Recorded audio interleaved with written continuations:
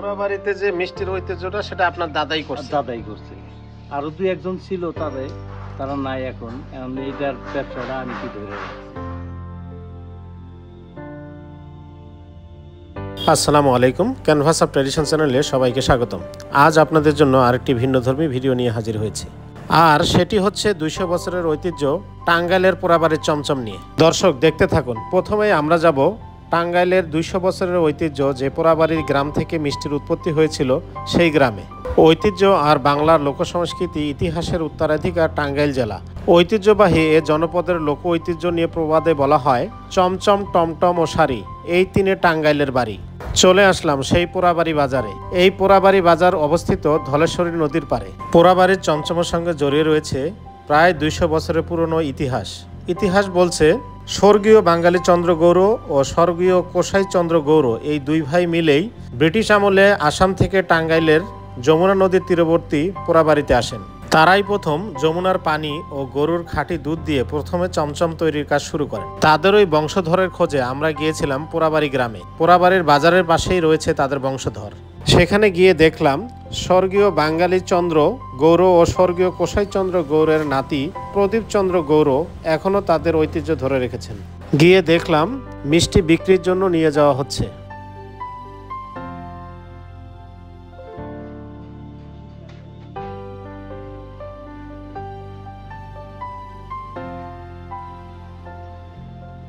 প্রদীপ চন্দ্র গৌড় জানালেন, তিনি তার বাপদাদার ঐতিহ্যকে ধরে রেখেছেন এবং প্রতিদিন তিনি মিষ্টি বানান এবং তার নিজস্ব দোকান শঙ্কর মিষ্টান্ন ভাণ্ডারে বিক্রি করেন। আমরা যেহেতু পোড়াবাড়ি গ্রামে গিয়েছিলাম, সেই ঐতিহ্যগত পোড়াবাড়ির চমচম না খেলে কি হয়। আমাদের জন্য মিষ্টি বিক্রেতা প্রদীপ চন্দ্র গৌড় তিনি চমচম নিয়ে আসলেন। দেখেই খুব লোভনীয় মনে হচ্ছে, খেতেও বেশ সুস্বাদু ছিল। এ পর্যায়ে আমরা পোড়াবাড়ি গ্রামের বিখ্যাত চমচম বিক্রেতার সাথে কথা বলবো। মনে করেন যে ওই নদী ছিল হলো বন্দরের মতন, এখন ওই নদীর পানি দিয়ে আমরা কাজ করতাম। এখন তো নদীর পানি নোংরা, এখন নদীর পানিটা করি না। আর আমাদের দাদা বাপে এরা তো মিষ্টি ব্যবসা এলো, তারাই নাম করছে। তার ঐতিহ্য মনে করেন যে পোড়াবাড়ি। মানে পোড়াবাড়িতে যে মিষ্টির ঐতিহ্যটা সেটা আপনার দাদাই করছে।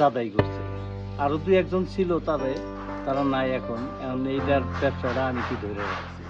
মানে আপনার দাদাই প্রথম পোড়াবাড়িতে মিষ্টি বানানো শুরু করে, ওনার নাম অনুসারে পোড়াবাড়িটা বিখ্যাত। উনি মানে বিখ্যাত করছে যে পোড়াবাড়ির মিষ্টি। বাঙালি আর কোসাই, বাঙালি কোসাই উনি দুই ভাই। আচ্ছা, এই দুই ভাই মূলত মিষ্টির উদ্ভাবক, ব্যবসা করছে। হ্যাঁ, তারপরে এখান থেকেই পোড়াবাড়ির মিষ্টি যে চমচম বিখ্যাত এই বলতে আসছে। তারাই নাম করছে, তারাই নামকরণ করে পেয়ে গেছে। এই থেকে এলো ঐতিহ্যটা এলো পোড়াবাড়ি। তো এখন আপনারা ওই ঐতিহ্যটা ধরে রাখছেন এখানে? হ্যাঁ, আমি ধরে রাখছি, আমি আমার ভাইয়েরা ধরে রাখছি। অনেকেই বলতো যে ধলেশ্বরী নদীর পানি দিয়ে নাকি মিষ্টি বানানো হইতো। আমরাও বানাইছি, কিন্তু এখন নদী নাই, মরে গেছে। এখন তো আর পানি ভালো না, নোংরা পানি। এখন নিজেরই অতৃপ্তি লাগে, পরে আমরা এই যে আয়রন মুক্ত টিউবওয়েলের পানি দিয়ে মানে আমরা মিষ্টিটা বানাই। মিষ্টির কি আগে যেমন স্বাদ ছিল তখন? আগে তো মনে করেন যে স্বাদ আরো বেশি ছিল। এখন তো মনে করেন যে দুধে ফুড খাওয়ায়, বিভিন্ন ধরনের দুধে তেমন একটাই নাই, তাও মোটামুটি ভালো। মোটামুটি মনে করেন যে আগের মতন তো আর কোনো কিছু নাই। এই পোড়াবাড়িতে যে এখন মিষ্টি যে এখানে বিক্রি করেন, বিক্রি হয়? হ্যাঁ হয়, বিক্রি হয়। বিক্রি না হলে চলুন কি ভাই। কত মন বানাইছেন মিষ্টি? কালকে বানাইছি 100 কেজি। 100 কেজি? কত মন দুধের? মানে 100 কেজি ওই নাই, দুধ কিনি, মনকে মন কিনি। মনে করেন যে স্থানীয় বাজার থেকে কেনেন? হ্যাঁ, এর থেকে বাজার থেকে দুধ কিনে নিয়ে মনে করেন যে এই জাল টাল দিয়ে এই জায়গায় মাল বানাই। মানে আপনারা ঐতিহ্যটা ধরে রাখছেন। হ্যাঁ, এটা দিয়ে আপনার সংসার চলে? মালিকে চালায়। পোড়াবাড়ি বাজারে কি দোকান আছে? আছে। যে আমার বাপের নামে দোকান, শঙ্কর মিষ্টান্ন ভাণ্ডার। আর শঙ্করের বাবা ছিল হলো বাঙালি কোসাই। মানে আপনি হলেন তৃতীয় প্রজন্ম? হ্যাঁ, 3 পুরুষ, আমার যে 3 পুরুষ চলছে। এটি হচ্ছে প্রদীপ চন্দ্র গৌড়ের পোড়াবাড়ি বাজারে শঙ্কর মিষ্টান্ন ভাণ্ডার। প্রদীপ চন্দ্র গৌড়ের বাবা ছিলেন শঙ্কর চন্দ্র গৌড়।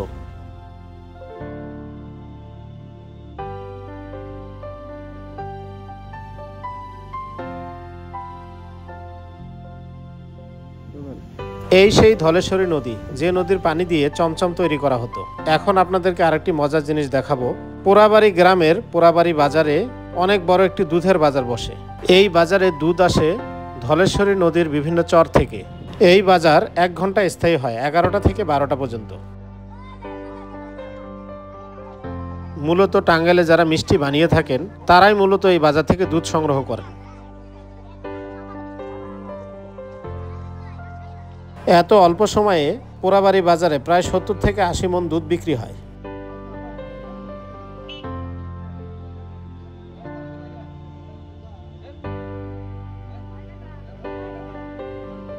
জেলার বিভিন্ন প্রান্ত থেকে পাইকাররা আসেন দুধ কিনে নিতে। তেমনই একজন পাইকারের সাথে কথা বলবো। অনেক দুধ নষ্ট থাকে, সেটা চোখা চোখা গন্ধ আসবে। আবার অনেক ঘনগুলা হাতে বোঝা যায়, পাতলাগুলাও বোঝা যায়। ওই দেখা যাবো যে আমি 2 মণ দুধ কিনলাম, 5 দুধ নষ্ট আছে, ওইটার মধ্যে ডাললাম, সব কিছু নষ্ট হয়ে গেল। এই কারণে ওই নাকে নিয়ে শুনতে হয়, শুনলে পরে চোখা গন্ধ না ভালো গন্ধ এটা বোঝা যায়। 10 টাকা দিন ভাই, ঠিক আছে। এটা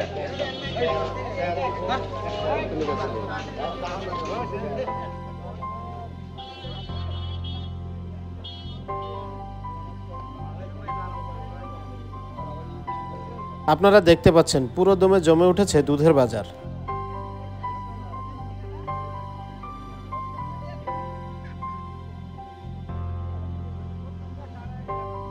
সেখানে একটি বিষয় খেয়াল করলাম, যারাই দুধ কিনতে আসছে তারাই দুধের পাত্রে হাত দিয়ে বারবার দেখছে দুধে কোনো রকমের ভেজাল আছে কিনা।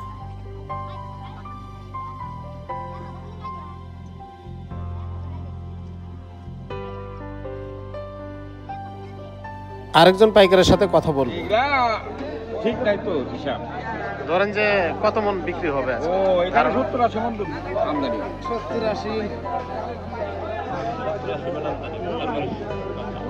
70-80 মণ বিক্রি হয় তো? হ্যাঁ হ্যাঁ। গ্রামীণ পরিবেশে দুধের বাজার দেখতে পেরে খুব ভালো লাগলো। এই সব খাঁটি দুধ দিয়েই তৈরি হয় টাঙ্গাইলের বিখ্যাত চমচম। এ পর্যায়ে পোড়াবাড়ি বাজার থেকে ফেরার পালা। এরপর আমরা যাব টাঙ্গাইল সদরের পাচানি বাজারে।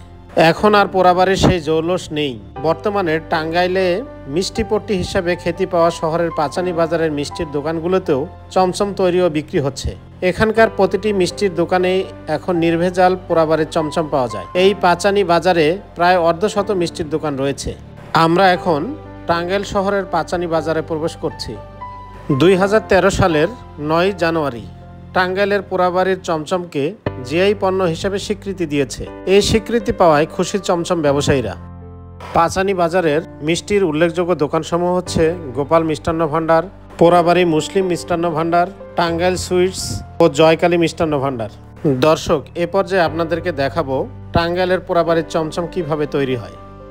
প্রথমে খাঁটি দুধ সংগ্রহ করা হয়। সংগৃহীত খাঁটি দুধ থেকে ছানা তৈরি করা হয়। তারপর ছানা ভালোভাবে মথে নিয়ে চমচমের শেপ দেওয়া হয়।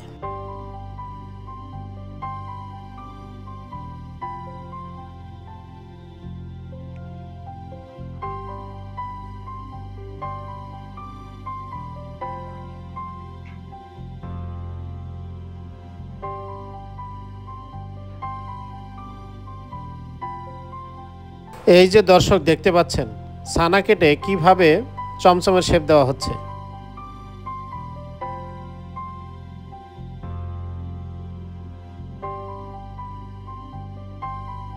একজন কারিগরের সাথে কথা হলো। উনি জানালেন উনি এরশাদের আমল থেকে এই কাজের সাথে জড়িত। আমি এরশাদের আমলে থেকে। এরশাদের আমল মানে কত 90 সাল থেকে? হয়তো মনে করেন যে এরশাদ আইলো তারপর থেকে। কত জানা আমি কই আমনা তো। মানে আপনি এখানকার মেইন কারিগর? হ্যাঁ। আপনার আন্ডারে কত জন আছে? আছে 25-30 জন। প্রত্যেকদিন কত মণ মিষ্টি বানানো হয় এখানে? ওই 10-15 মণ। মানে কত মণ দুধের এটা কি ধারণা আছে? 35-40 মণ। টাঙ্গাইলে চমচমে বিখ্যাত নাম করে গোপাল মিষ্টান্ন ভাণ্ডার সবচেয়ে হলো এই উন্নত। ছানা থেকে চমচমের শেপ দেওয়ার পর এগুলো দেওয়া হয় জ্বলন্ত শিরায়।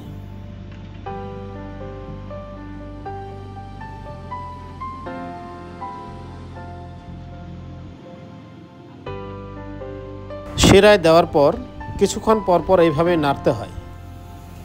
চমচম হয়ে যাওয়ার পর এই রকম একটি পাত্রে রাখা হয়, এখান থেকেই গোডাউনে নিয়ে যায়।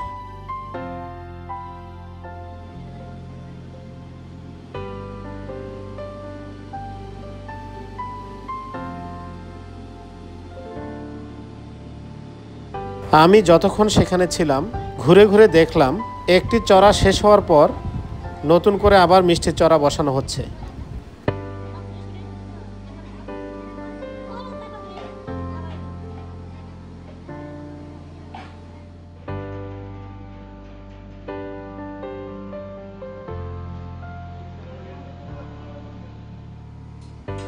চমচম তৈরি কাছ থেকে দেখে বেশ ভালো লেগেছে।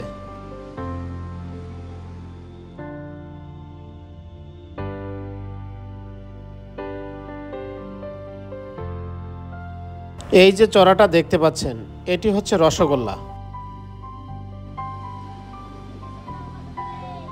কারিগরদের দম ফেলানোর সুযোগ নেই, নতুন করে চড়া নামাচ্ছে আবার নতুন নতুন চড়া উঠাচ্ছে।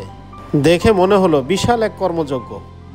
পাঁচানী বাজারের একটি বিষয়ে লক্ষণীয় যে গোপাল মিষ্টান্ন ভাণ্ডারের মিষ্টি যে কেউ চাইলে সেখানে দাঁড়িয়ে দেখতে পারবেন ও ভিডিও করতে পারবেন। জয়কালী মিষ্টান্ন ভাণ্ডারে সেটির সুযোগ নেই। ভিতরে আসলেই কোনো রহস্য রয়েছে হয়তো। জয়কালী মিষ্টান্ন ভাণ্ডারে মিষ্টি খেতে এসেছেন এক ক্রেতা, তার সাথে কথা হলো। মিষ্টি আইটেম কিন্তু এটা মালাই চপ। কেমন লাগলো? আলহামদুলিল্লাহ ভালো। এখানে কি প্রায় আসে? ঢাকা থেকে আসে, মাঝে মাঝে আসে।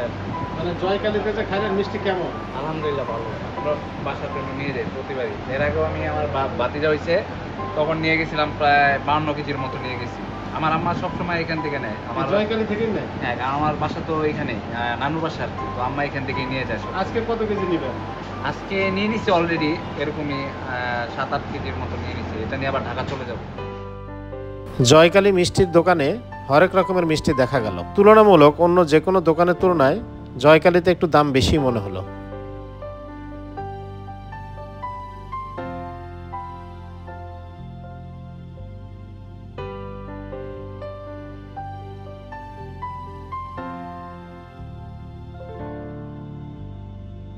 এ পর্যায়ে আমরা জয়কালী মিষ্টান্ন ভাণ্ডারের মালিকের সাথে কথা বলবো। মালিক জানালেন এই দোকানের বয়স নাকি 85 বছর। দোকানের বয়স হচ্ছে আপনার 85 বছর। 1939 সাল থেকে চলছে। পোড়াবাড়ির চমচমের যে বৈশিষ্ট্য, আপনার যেটা নাম শুনে থাকেন সারা বাংলাদেশে, এখান থেকে শুরু হয়ে থাকে। এখান থেকে প্রচার, সারা বাংলাদেশে এখান থেকে প্রচার। জয়কালী হচ্ছে আমাদের দেবীর নাম, দেবী কালীর নাম। কারো ব্যক্তিগত নামে না, এটা দেবীর নাম। 35-36 রকমের মিষ্টি আছে, আরো হয় মিষ্টি, শীতে আরো বেশি হয়। এই যে মিষ্টি দেখতে পাচ্ছেন এটি হচ্ছে জয়কালীর স্পেশাল রসগোল্লা।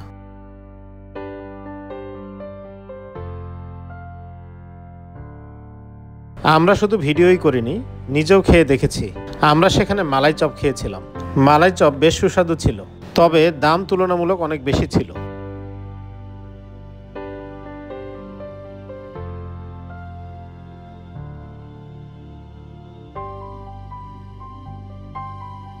জয়কালী মিষ্টান্ন ভাণ্ডার ঘুরে এরপর আমরা গিয়েছিলাম গোপাল মিষ্টান্ন ভাণ্ডারে।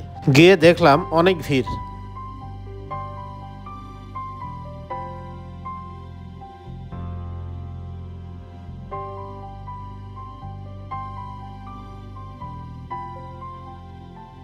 গোপাল মিষ্টান্ন ভাণ্ডার সূত্রে জানতে পারলাম দিনে প্রায় 30-40 মণ মিষ্টি বিক্রি হয়। আপনারা দেখতেই পাচ্ছেন গোপাল মিষ্টান্ন ভাণ্ডারের চমচম।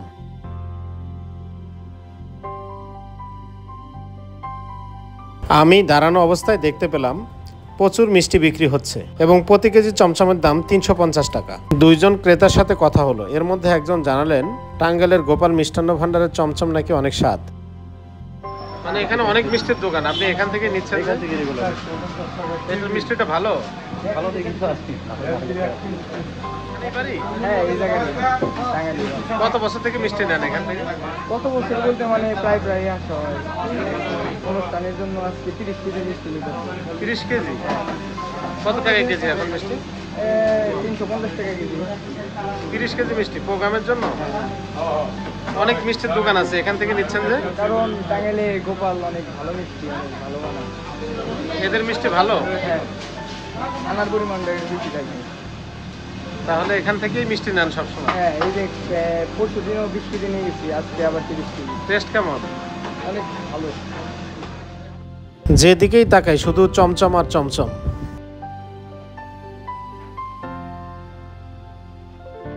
গোপাল মিষ্টান্ন ভান্ডারে একজন ক্রেতা খেতে আসছেন, ওনার অভিজ্ঞতা জানলাম। আজকে কি কি মিষ্টি খাচ্ছেন?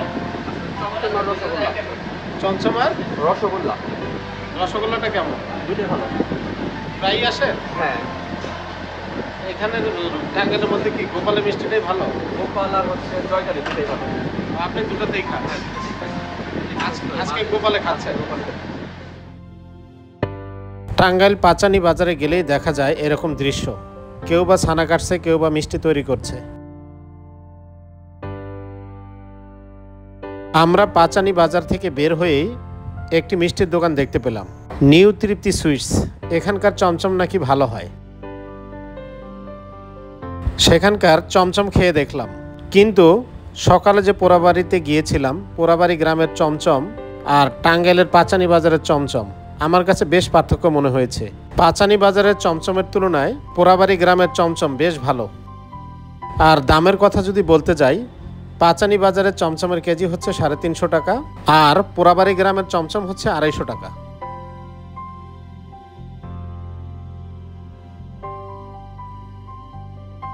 এ পর্যায়ে টাঙ্গাইলের পাচানি বাজার থেকে ফেরার পালা। আজকের মতো এখানেই বিদায় নিচ্ছি। নতুন কোনো ভিডিও দেখার আমন্ত্রণ রইল। সেই সাথে ভিডিওটি কেমন লাগলো কমেন্টে জানাতে ভুলবেন না।